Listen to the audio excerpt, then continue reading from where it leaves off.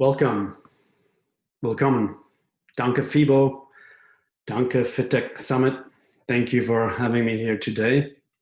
My name is Simon Sollberger. I'm a co-founder of Pear Sports and a partner at Innovate Partners, which is a venture capital company mainly focused on investing in fitness, wellness, and health technologies. Today, the topic we want to talk about is physiological AI. When we started our company, Pear Sports, the goal was to create a smart coaching platform. And so we looked at the pain points. What do we have to solve for? We have uncertainty. We have motivation. People don't know what to do. They have too many choices. They don't know which workout, what kind of equipment, what kind of modality they should be doing, how often, how long, how hard, what speed, how many reps, what weight setting. So these are all the pain points that we identified that we wanted to solve for. And so in order to create this smart coaching system, we really needed to turn personal data into personal coaching. We identified that at the core aspect that we needed to solve. And in the beginning, several key components were missing or weren't advanced enough to truly implement what we had in mind. So sensor accuracy was a challenge. Algorithm sophistication wasn't quite there. And also wearable adoption among consumers was just extremely low. But in the last 2 years, we saw unprecedented change across these three areas, especially with the launch of the Apple Watch. We now have a massive install base of users with a biometric wearable. Also, early this year, we joined forces with a company out of New Zealand called Performance Lab. We merged with Performance Lab.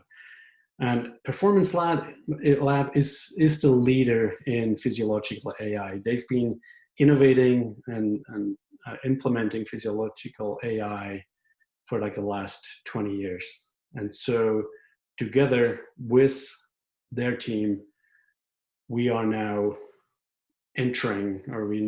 creating the age of precision wellness and fitness that allows to prescribe content specifically to an individual user. We can scientifically capture and interpret an activity and quantify the effect on the body of an individual user. And then, most importantly, we can recommend content that is scientifically tailored to that user based on who they are, where they are in their fitness and wellness journey, but also what aspirations they have, what goals they have. And historically, in the fitness and wellness industry, it's very much a linear start-stop model, right? A user either creates a plan or becomes a plan prescribed with certain type of activities, and then they perform those activities, and those activities are tracked. But that's kind of where it ends, right? So it's very linear, very start-stop. And really what changes now with physiological AI is we can create a biofeedback loop where it starts with a curated bespoke plan, an adaptive plan, and that provides workout and fitness content to a user, where the user then performs those content pieces and are guided in real time to ensure that they really follow the prescribed workouts to a high degree. And then we fully capture what they did. We capture if they were compliant. We capture all the biometric data associated with that workout or exercise. And then that feeds back into the AI where it's interpreted. We assess performance, and then the plan is dynamically adjusted and adapted based on that information. But yeah, so through physiological AI, we can create a biofeedback loop to constantly learn from the data and drive improvement. And interpretation of the biometric data is absolutely essential to create actionable insights and smart curation.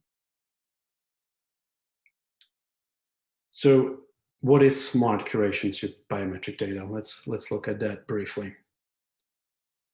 So we have a plethora of biometric parameters and biometric data streams, right? So all that feeds into the AI. Things like power, load, activity class, sleep amount, sleep quality, heart rate variability, resting heart rate, readiness, recovery, VO2 max, what kind of modality mix, posture, symmetry, activation, mobility, NVIC, all feeds into the AI.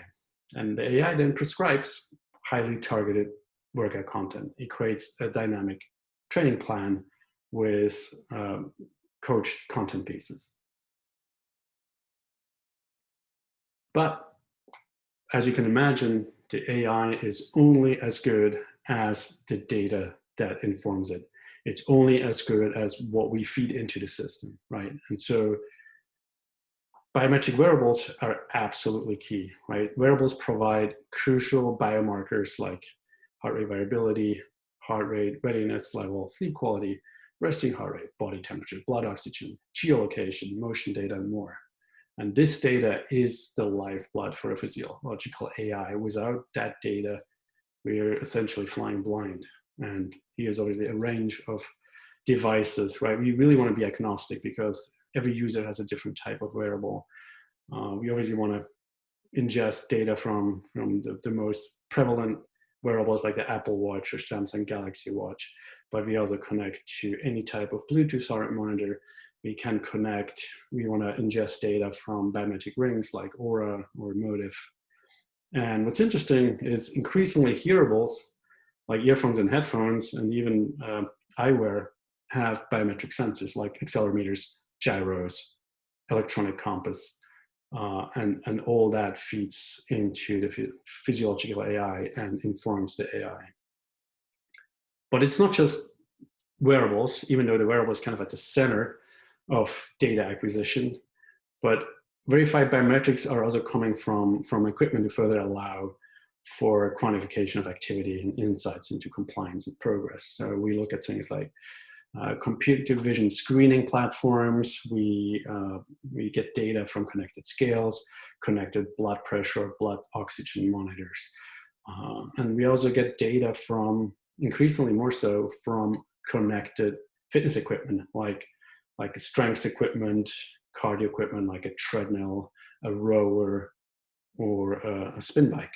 And all that allows us to assess, allows us to identify a user, and allows us to capture and quantify what a user is doing.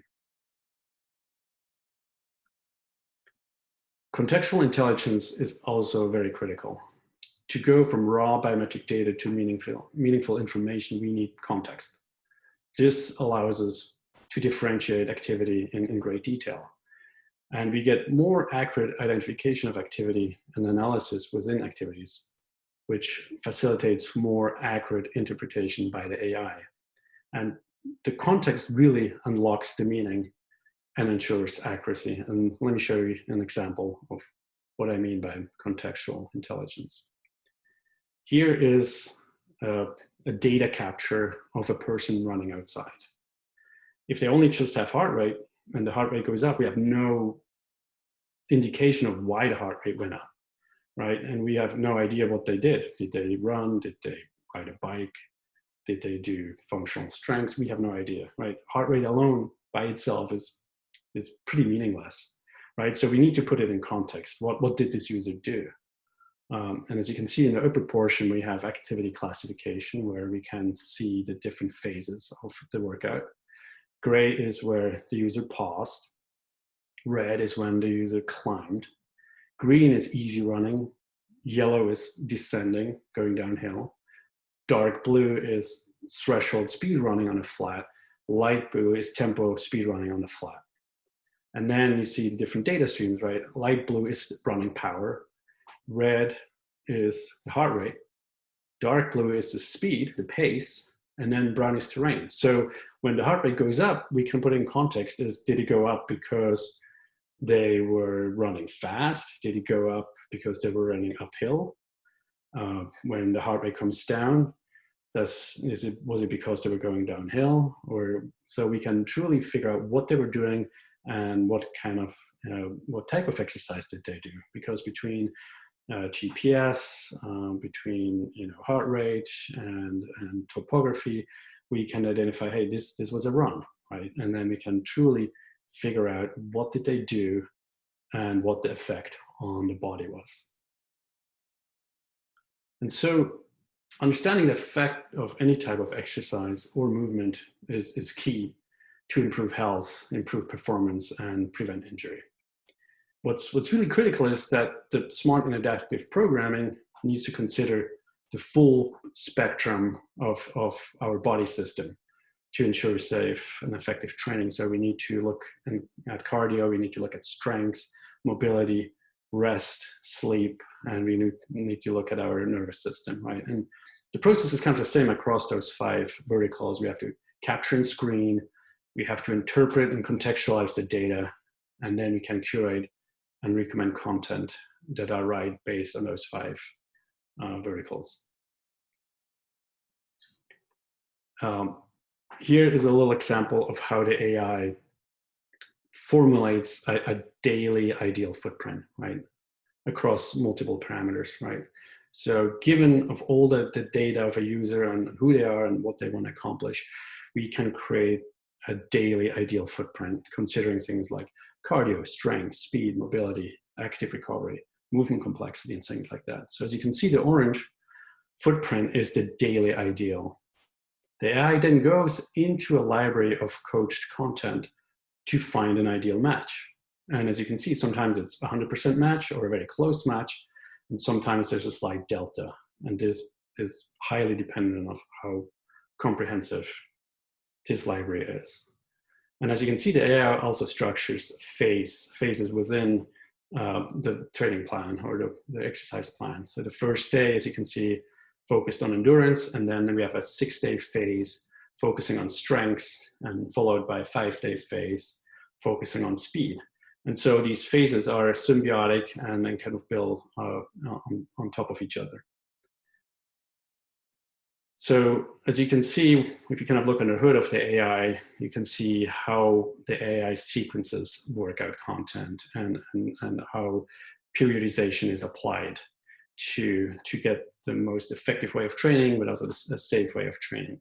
So as you can see, there's interplay between cardio and strength, right? So in the beginning, we start with a low cardio volume that then ramps up over time to a peak. And as you can see, strength intensity also slowly ramps up, but what's interesting, it ramps up and then it decreases and ramps up again, reduces, ramps up, reduces. And just as cardio volume drops, we increase strength intensity.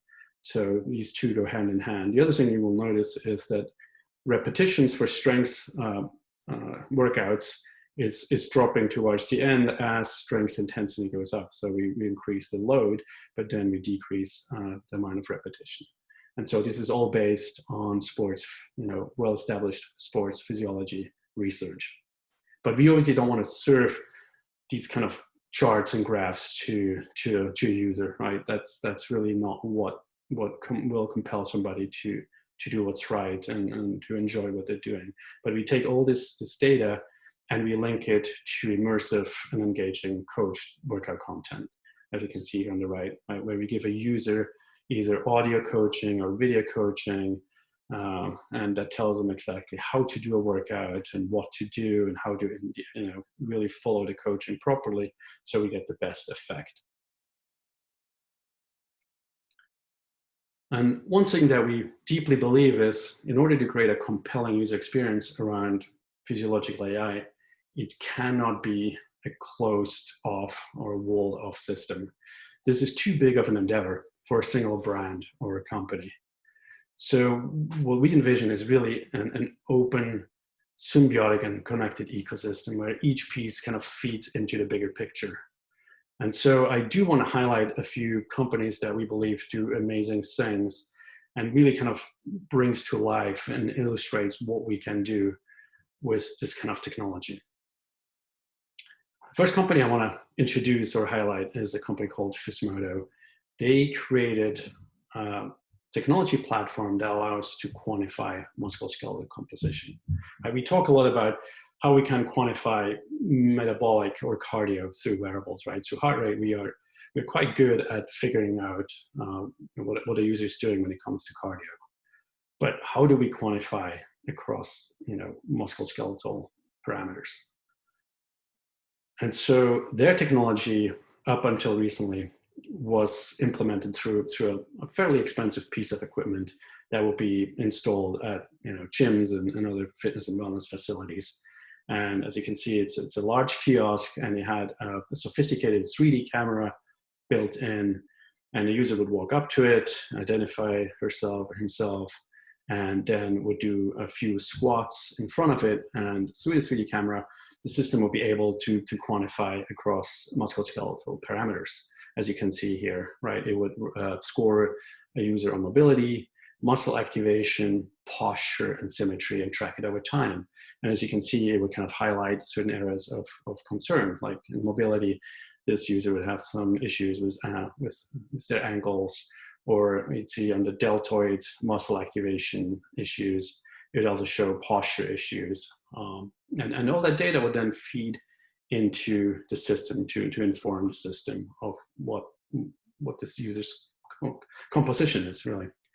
And what's really exciting is that this technology that up until recently has been expensive and large, and only large gym facilities could afford, now this technology is ported over to mobile phones.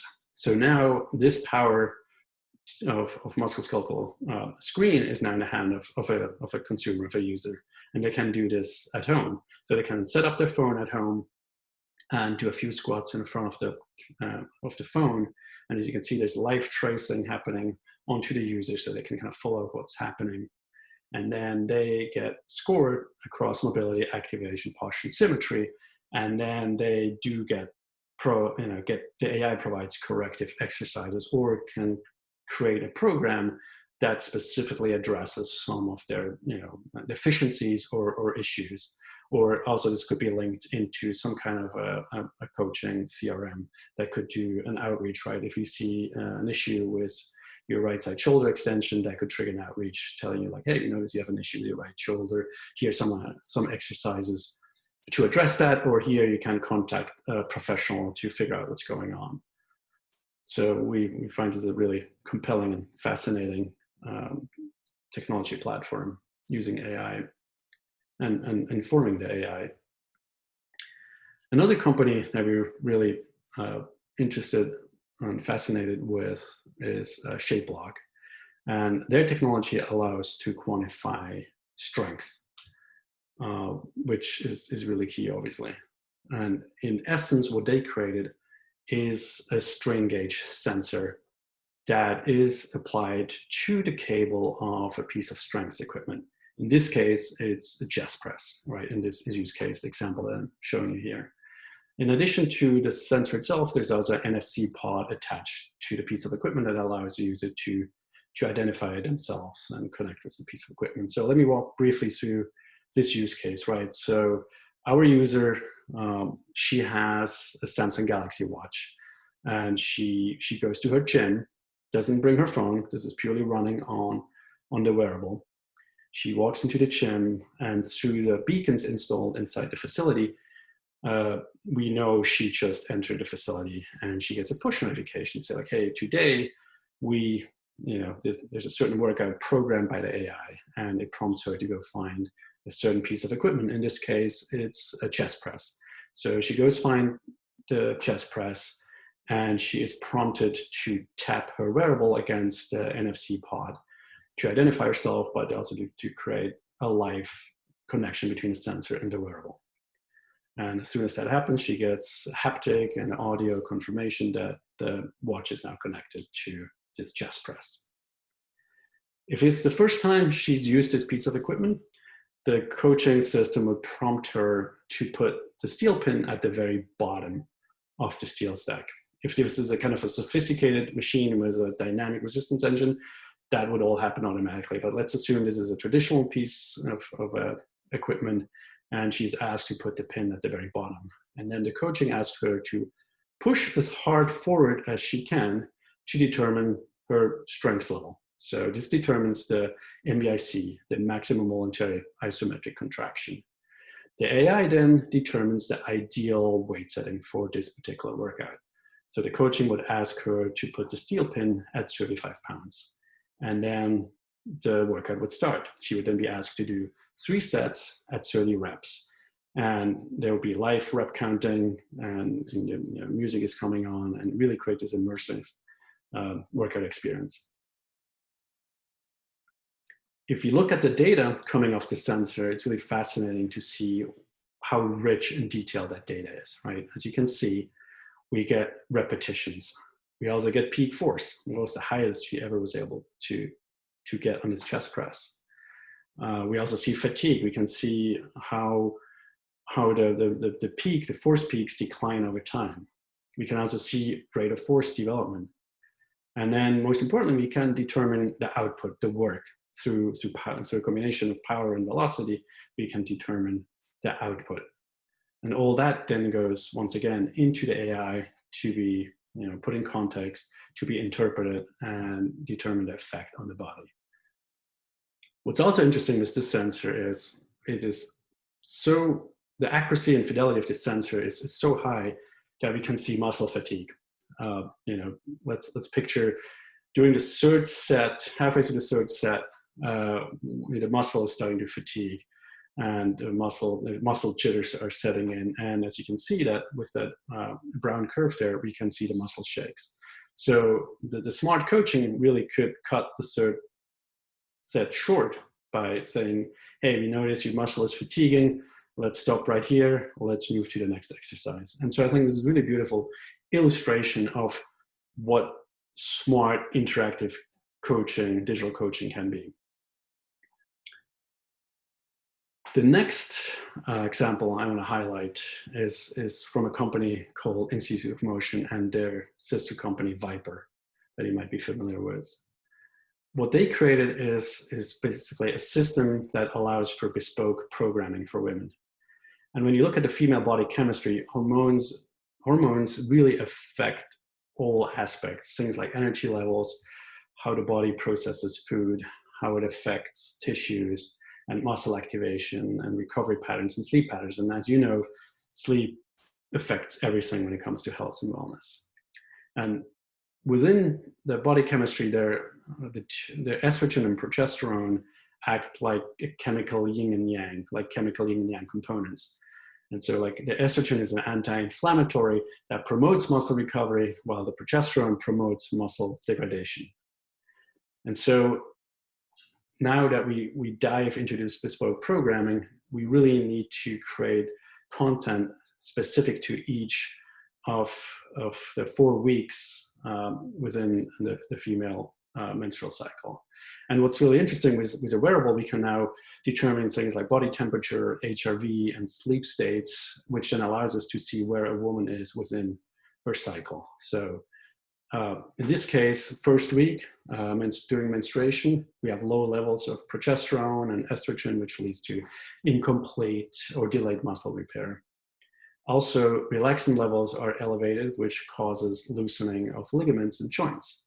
And so if you look to the right side, you can see the type of workout content that is recommended, which is simple motor control, static and slow speed of motion, low, small, light load, and low intensity. As we go into the second week, the follicular phase, we have increased progesterone and estrogen levels that allow for slightly higher resistance and volume for training.